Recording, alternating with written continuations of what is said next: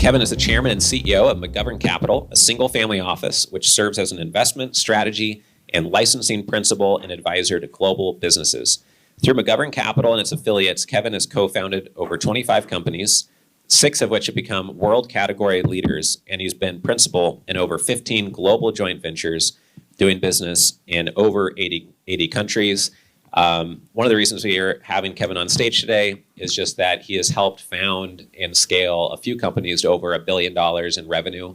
Like I think Sobe Beverages was one of those. And so I'll take the other mic now, Kevin. But if you want to explain anything else about your bio you want to add for context as I get seated, that'd be great. So what else about your bio or background would you like to share with the room that maybe I didn't mention when introducing you? Well, my hidden tool is my son and the team that I have and my family. I have a truly entrepreneurial family, and they really understand Dad's got to have his thing and travels quite a bit. And I always love to tell people that the first priority in my life is my family. But, you know, really, I think of the companies that I'm involved with as, in some ways, children.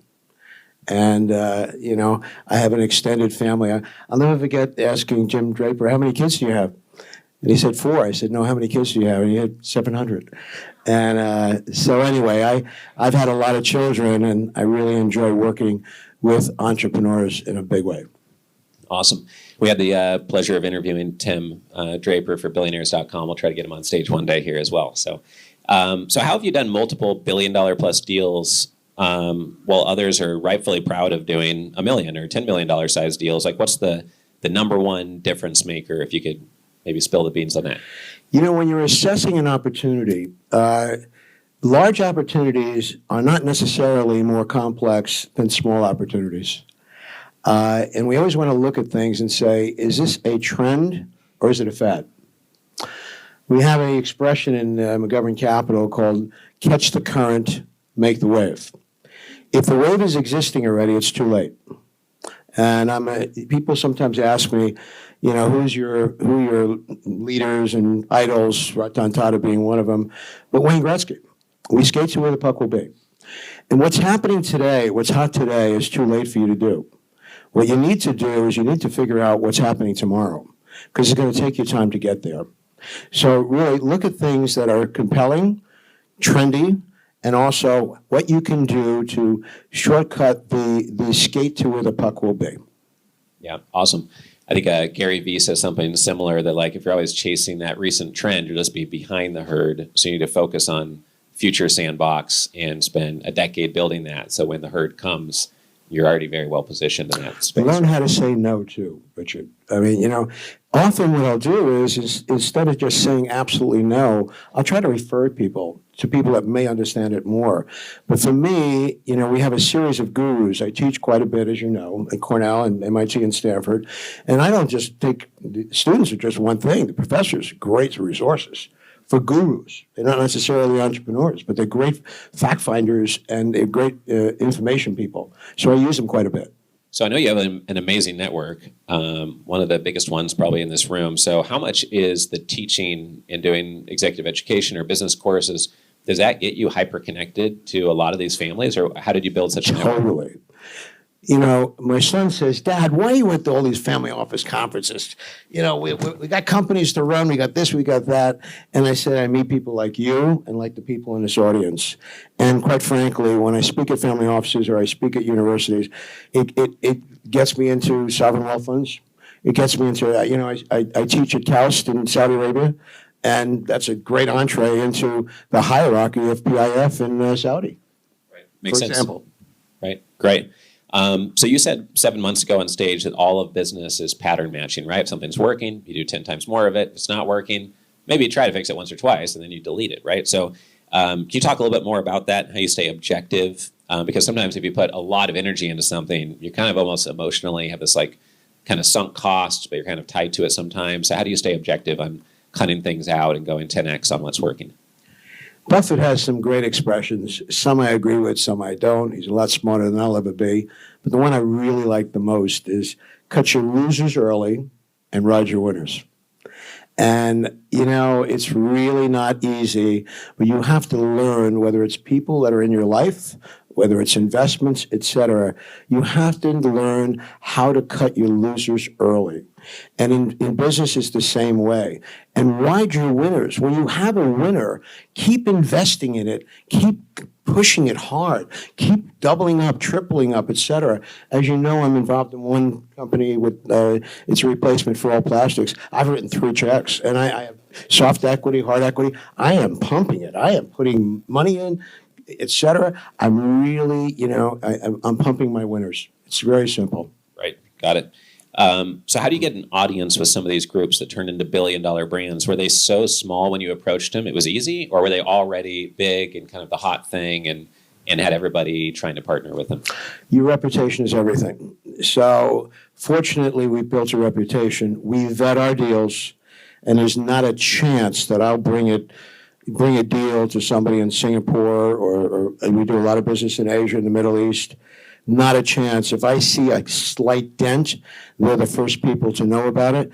Our reputation is much more important than our balance sheet. And I know you've heard it 100 times, but some people live by it and some people don't. So I'm really into, when I tell people about a deal, I'll tell them the warts that are involved and the hairs that are involved, and they build trust with me because they know that I'm going to tell you everything that I know about it. And I'll vet it first, and I won't waste your time. How much in-person due diligence, how many months of due diligence does that look like before you start bringing it to some of your close partners? We're slower than most. I remember the old dot-com area. Make a decision today? Sorry, we're not making a decision today. We take longer. And as far as we're concerned, we want to make sure that we are really confident. And if somebody wants to rush us, we just say no and we move on. The real people realize that we can bring a lot more to the table than capital. And so we take our time and we do our due diligence carefully. And we go to people that are a lot smarter than we are about different categories, and we iterate. I chaired science at Cornell as a trustee, and scientists love that word. You tell them in your conversation, iterate, and they go, yeah, he knows what he's doing. Iteration is, all these different points and find a straight line. So iterate on your deals. Check it out with a number of people and listen to all these people, and you'll form your straight line about your opportunity. Got it. Great. What about any tricks on getting a hold of sovereign wealth funds, billion-dollar-plus family offices, publicly traded companies? That's something that could be life-changing if someone in here just gets, a joint venture with one publicly traded company. When you meet people, don't worry about their business. Worry about their person. Find out a little bit about how many children they have. Find out about what they really love. And you know what? You build a relationship. The number 2 guy at PIF, when he came to Miami for the tennis tournament, said, Justine and I would love you to come up and enjoy tennis together. Singapore, when the head guy at Temasac, when his daughter went to school at NYU, his wife, Sue Fong, gave my phone number in case of emergency. I'm not bragging, but they trust me. And the personal relationship, learn the secretary's name, the wife's name, the children's name, and the dog's name. And when you start out the conversation, don't ask how their business is doing. Ask how their family is doing. How is your wife, Julie, doing? How's your family doing? And learn to be personal with people. It really, really makes a difference. You seem to be naturally pretty good at that. Do you keep organized notes on some of these details, or do you just have a really good memory for it? Both. I have notes on, I really do keep notes carefully, and I want to remember the personal side. And there's no way, Richard, you're going to remember it all. And so, yes, before I go to a different country, et cetera, I check my notes and I check the people that I'll meet with, and I remember their children's names, et cetera. Yes. Got it. Okay. Don't forget, the whole concept is, and you've already talked about it, relationships, relationships, relationships. Right? Great. Yeah, for sure. So what's the most painful, costly lesson that you want to kind of get into everybody's heads here today so they don't have to learn it the hard way that you've not mentioned yet? You know what? My worst experience was a company that I allowed the entrepreneur to hire the financial people, and then they tried to hire the accountants.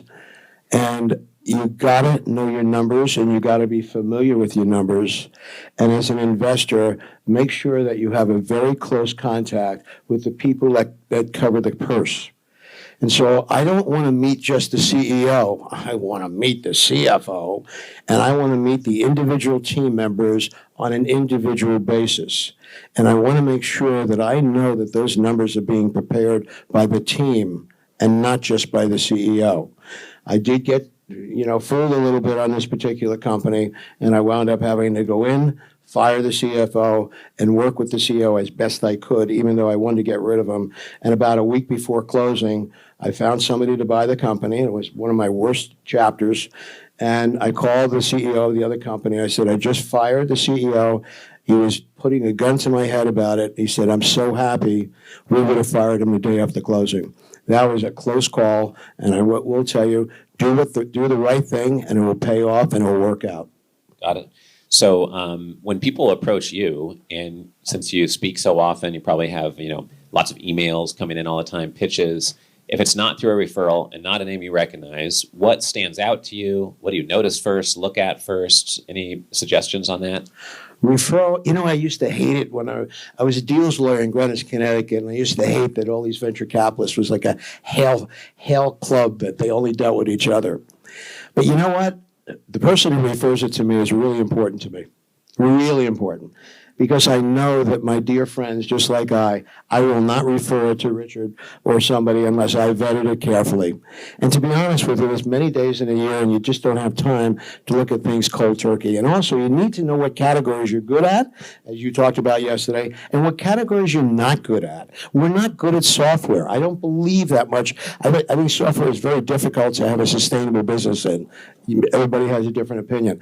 I like hardcore. What we do is engage in disruptive and typically patented technologies that have a global need.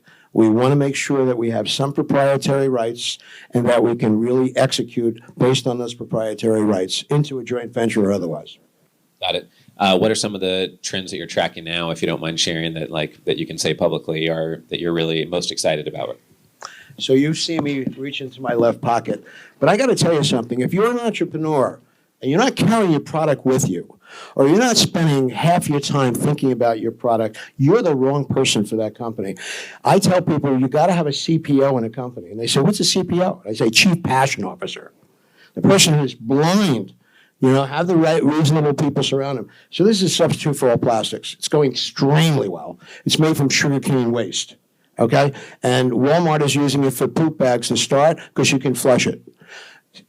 Subway's using it for sandwich because you can put it in your dishwasher and it's sugar in the water. Amazon is using it for shrink wrap. And now my job, as I'm chief of international strategy for most of my deals, is to bring it around the world. The other ones we're working on is we have a complete treatment for air conditioning gas, and it cuts your electrical bill by 20 to 50%. Next, we're working on a hydrogen box. You literally contain it in a suitcase. And the Pentagon called me on that one, and I'm working on the commercialization of it. And last, we're working on rare earth. And I'll be in Korea in June, as I told you, announcing a pretty big deal with Vietnam. But rare earth is so important to this country. Also, you've got to be a patriot, Richard. This is so needed for this country. So work on deals that you truly feel your heart as well as your brain can be involved in. And if you see me on a plane, Richard, and you don't see some articles about what I'm working on in my briefcase or then you're not going to see me that way. I'm always reading about my categories and trying to figure out what's going on in that vertical, what's good and what's bad. Yeah, interesting. Sometimes while running this investor club, we see some things, and I think that is unbelievable. And that's going to be worth $100 million, or it's totally untrue and fake, and it's going to be a waste of my time. One or the other, right? It's going to be binary. Can you talk about that for a second? If you do diligence and you know more about that market than your entrepreneur, they got a problem, and X marks the spot. And I love the CEO who says, I don't know the numbers, but my CFO does. See you later, folks. I told you, Richard, a couple of times, life is pattern recognition, okay? If your spouse is frowning, correct it. If your spouse is smiling, do it more, okay? Whatever the hell it is, okay? If you got to know your numbers. I tell people, if you're going to be in Spain for the next 30 years, you better learn Spanish. If you're going to be in business for the next 30 years, you better as hell learn accounting. Okay? And you got to know your numbers, and you got to have a dashboard. And a CEO that doesn't know what's going on with his or her business on a daily, if not weekly basis is going to lose. It's like a ship. It slightly goes off, you can correct it. If it goes way off, you got a real problem. So you got to know, pattern recognition is so important. Right, for sure. What's a $1 million insight that has nothing to do with what we've said so far in this interview that would provide massive value to investors here in the room? I wrote down a couple of them, but probably the most important one is pillow partners. If your entrepreneur gets home on a Saturday night at 8 o'clock, which they should expect to do, and that pillow partner says, keep going, we have a piece of the rock, we love the CEO, everything's cool, and you go for it, honey, you got a winning company. When that entrepreneur gets home at 8 o'clock on a Saturday night, why are you working for that jerk? What's in it for you? You have a losing company. Second of all, some of the companies that I've been involved with have been absolute rocket ships. We have co-founded 6 category of world leaders, not one. Sobe was my first, yes. Skincare was our biggest, okay? We brought AHAs to the world in 80 countries. But the bottom line is you have to learn to plateau a little bit. I know, Michael, velocity is important. I got it, okay? But you also need to know when you're going like this, you need to know when to go like that for a short period of time. I said to my partner in plastics, Vinny, this past week, Vinny, we need to plateau. The orders are piling in. We're building a 250,000 square foot facility in Florida. We're onshoring, et cetera. But we got to now consolidate what we're doing because we got to understand what is our next plateau and keep adjusting that business plan each plateau. You can get lost in it, and sometimes that rocket ship, if it's going that high and it starts flaking off scales, you're going to lose. You're on thin ice. And one thing you need all the time is cash as fuel. So make sure you have plenty of cash. And if we oversubscribed on a round A in the last 2 weeks, okay? I said, Vinny, take a little bit more, okay? Make sure you got the fuel for that rocket ship. You never really have enough. I remember in the old Sobe days, we had a ball at 18%. That was really tough on the cash flow. But we had to do what we had to do. So make sure you have a lot of fuel for that rocket ship. Was there another $1 million insight that you want to share with the room that you wrote down a bullet point or two? Couple. Let me just see. Sure. Sorry. Take your time. Well, I will tell you that, the old expression, this is not new, missionaries versus mercenaries. But what I tell the entrepreneurs, especially young entrepreneurs, don't drink your Kool-Aid. When you raise $1 million on a $20 million, that doesn't mean you're worth $20 million. Stop, okay? Make sure you understand that the only time that you're really drinking it is at a closing when a check is being passed and wired funds. Don't drink your Kool-Aid. And you know what, I have to, this is the most important message of the day, at least for mine. We've had a motto in our family office, catch the current, make the wave. We've been involved in a lot of different trends. But we've changed a little bit, maybe because I'm a little older, okay? And I heard this from somebody else, and all of you with this great net worth out here, I want you to listen to 2 words, and I didn't make it up. What our motto now is success to significance. So everything we do, we try to impact mankind as well as our balance sheet. So take through things that really will impact people, not just your company, your community, your country, and your globe. You just find that you're genuinely more passionate, excited about that, and then everyone you talk to is more excited because of the good cause, or what? Is there anything else you want to add to that on what made that big change? Just on joint ventures, you asked me, what do you do about joint ventures? The first joint venture situation I set up was for the doctors who invented alpha hydroxy acids. The women here would know what it is, but men have no idea what I'm talking about. I brought it to 80 countries, and it was in 40% of all skincare products in the world. But what I did for the doctors is they said, where are you going to bring it? What are you going to do? I said, I'm going to create a chart, channels of distribution, areas of distribution, and applications. And what we're going to do is we're going to organically generate capital through licenses and joint ventures. Often you don't need to go to investors. Think about what multiple applications you have for your product. The old one I always talk about in classes, sell the pet business. Okay. Nowadays, the pet business is so big, maybe that's one of the last ones you do. But give away a category, give away a license in a category that you don't feel is so essential, and build your capital that way, non-dilutively. So we've done that over and over again, and that's what I teach at all these different schools. They call it the McGovern grid, is break up your applications, your products, and your areas of distribution, and find out where you can have organically generated capital. Right. I think that's amazing advice, because you need to figure out the business model anyways. So getting revenue acceleration, spending your energy on that versus raising capital, and now you lost part of your company.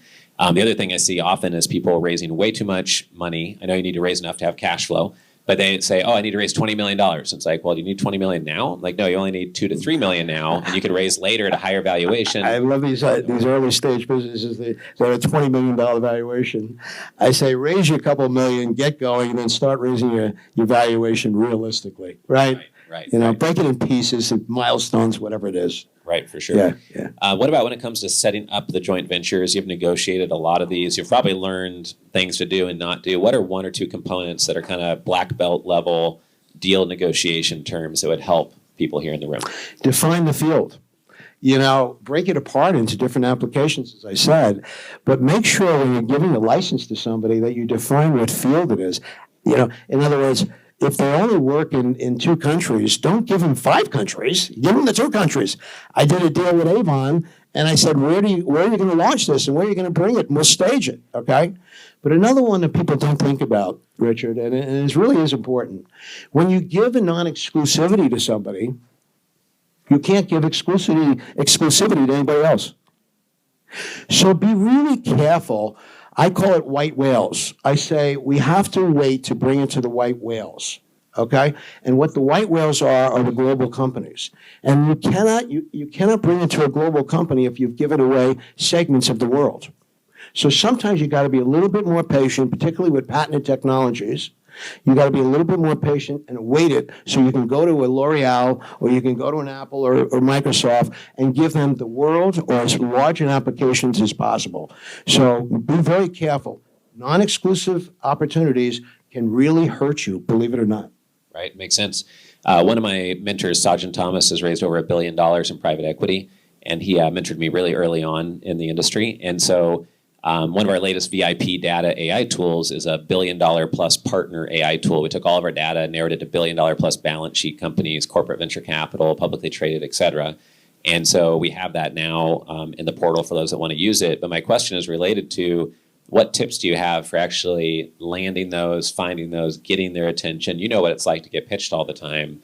Obviously, you work through referrals, you have a big network, but what other strategies could you give people here in the room related to that? Know the person on the other side of the call or the visit. Prepare and figure out where their aha will be. Give you an example. We started out with this plastic deal talking to huge family offices in Latin America, et cetera. And then we had a conversation with a plastic manufacturer in Saudi. Within 15 minutes, he got it. The family office was very nice, they were very powerful, but they needed to really understand it, how we're going to distribute it, et cetera. That plastic manufacturer, let me tell you something, he got it in an instant. Tell me what the deal is. Forget about it. I got it completely. So you really need to assess who is the person you're talking to and what are their buttons and why they would be more efficient for you to deal with them. So now I'm dealing with plastic manufacturers around the world as opposed to, in some cases, family offices, but more plastic manufacturers. By the way, that glove you saw, we can make the resin and substitute it for all plastic manufacturing. So we don't break up the supply chain, which is huge. And all these manufacturers are really worried. Single-use ban on plastics is now in 35 countries, and it's going all over the world. So those people are really worried about their business. And petroleum is the PVA that's in all your plastics. We replace that petroleum with sugarcane waste. Right. I think as more people learn that we all have a credit card worth of plastic inside of our bodies and micro and nanoplastics, I think that The credit card company in the world is in Texas, and they're talking about making their plastic cards from our sugarcane waste. Awesome. Yeah. Congrats. That's great. So, unique from everything else we've covered so far, what's so powerful that if you were known for something in business or a skill or capability, what would be like the one superpower you would say you've developed that others could aspire to here in the room? Did he make a difference? When he was here on earth, did he make a difference? And was he respected by people all over the world? That's it. Period. Respect and make a difference in your life. One individual, 10 individuals, 1,000,000 individuals, make a difference. One of my favorite, if I may, Richard, if I have two seconds more, I was speaking at Cornell Med School. I'm very active at Cornell. I love Cornell. They gave me a full scholarship. I'll never forget it. And they had an interview with me, and then I spoke. And then this young man walked up, and he said, I had a youth like you. My dad died at 11. My mother was handicapped. I had 3 jobs when I was 12, 13. He said, I had a background like you. And he said, I really loved hearing about it, but I'm not an Ivy like you people, whatever. And I said, what are you doing here? He says, I'm a postdoc. Postdoc? And you're not worried about whether you're an Ivy or not? Who cares? Okay?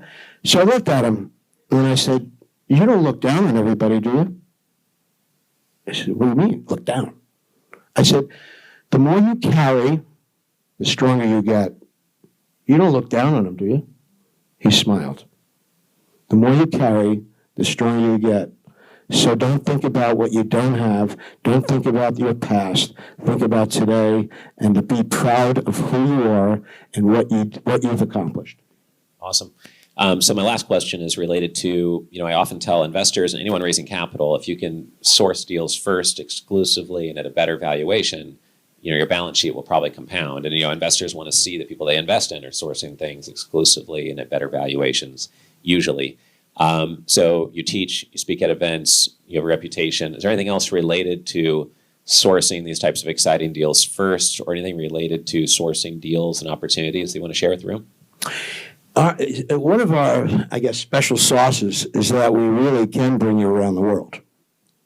And entrepreneurs nowadays, I used to lecture on behalf of Arthur Andersen on joint ventures. And I used to say that company and career knows what you're up to. So make sure you understand that you got to keep improving yourself. So when we talk to people, we say, we're not only going to help you grow your company, we're going to bring you around the world. And we can do it, and we have done it. And let us show you what we've done, and let us show you what we can do for you. And that's very appealing. So that's sort of like a special sauce, if you will, is that we truly are international, and we truly can bring it to a lot of places in the world that a lot of entrepreneurs don't have any access to.